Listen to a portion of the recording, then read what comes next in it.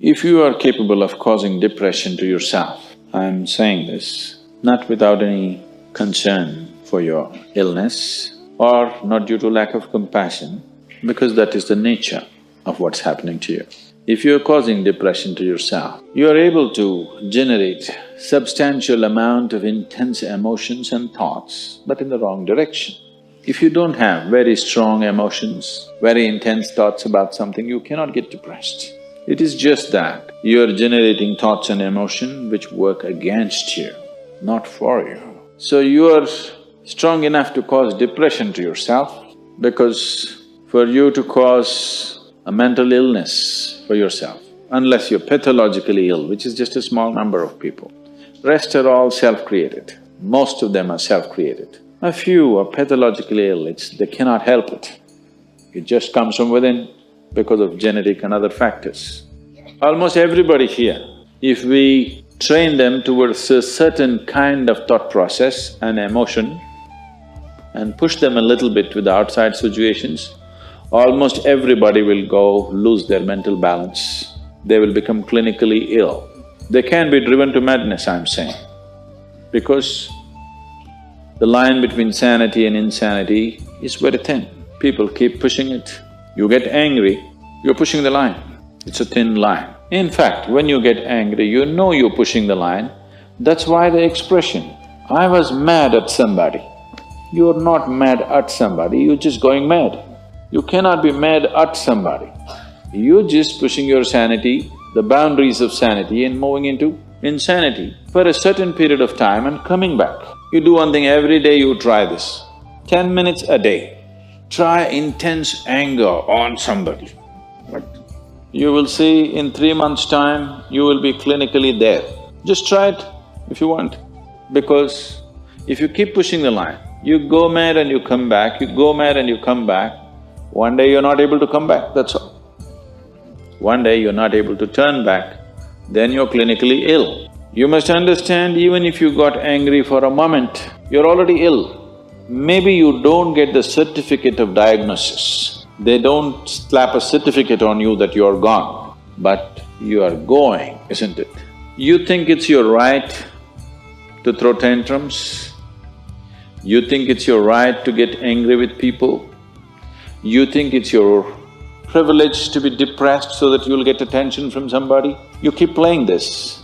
One day you will not be able to turn back. Keep crossing the line every day. One day you will see you cannot cross back. That day, you need a doctor. Till then, everybody needed a respite from you, but the day you can't cross back, they get the respite because now they can catch you and give you to a doctor. Otherwise, you're temporarily going mad every day, many times a day. They cannot even send you to an asylum, they have to bear with you, your family, your friends, your people around you. If you get at least truly clinically ill, we can hand you over. There's one temple in Tamil Nadu, where they chain you and keep you. Where there is no hospital, no psychological for ailments, there's no hospital. There is a temple that somebody created which is supposed to push people back into sanity. So, families just take them and leave them there, they're shackled and left in the temple. You give them some money, they'll feed you, and you're just there like an animal, tied up. I think if hospitals were run like this, a lot of people wouldn't go crazy. They would maintain their sanity. Right now it's too deluxe.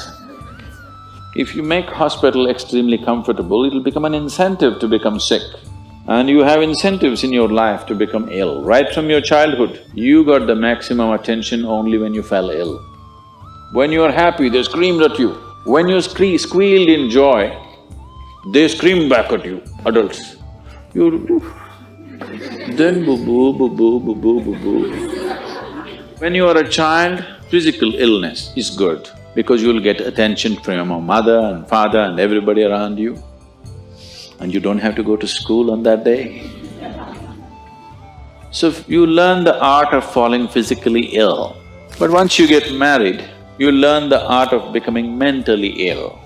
Because if you want to get attention, you go sit in a corner, act depressed, people will pay attention to you.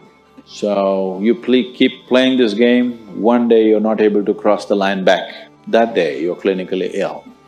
Unfortunately, in many ways, not just in the way that I said now, in many different ways, I would say 70% of illnesses on the planet, all kinds, are self-created.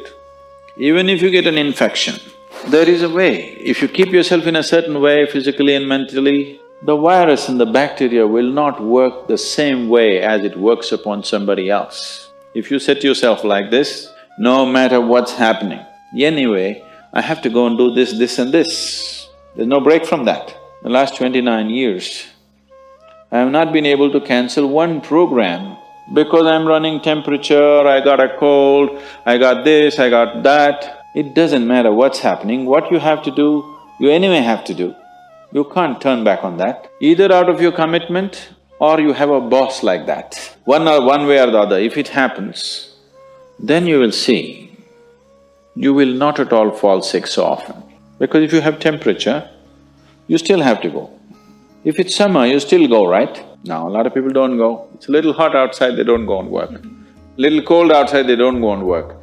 A little raining, they won't go and work. A snowflake, they will not go and work. This is just weather. So for every change in weather, if you have the comfort of covering yourself in a blanket and lying down, once you create that, your body will learn to fall sick as often as possible. If you just keep it this way, it doesn't matter what it is, anyway I have to go and do what I have to do, you will see your body will just bounce back as quickly as possible, even if it gets the worst kind of infections. So, you just have to set the necessary conditions for health, necessary incentives for health, both for yourself and your children if you have them. Do not set incentives for sickness. The child is sick, observe him from a distance, never go cuddling. He knows that's the worst time of his life and he knows he has to get well soon.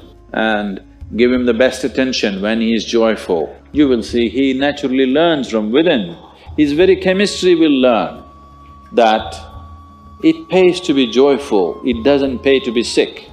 If you make this very clear to your own biology, to your own chemistry and to everybody around you, you will see people will not fall sick as often as they are right now. So set that up for yourself.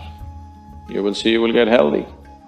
If you can turn your mind this way, you can also turn it this way, I want you to understand. No, I'm like this because my father abused me when I was 7 years of age. If you know all that bullshit, you can as well turn yourself around, isn't it? It's time. You must understand, mentally, physiologically, chemically, energy-wise, you must clearly understand it doesn't pay to be sick, unhappy, depressed, it doesn't pay. To be joyful and ecstatic, it pays. If you make this clear to all these people inside, they will all behave properly.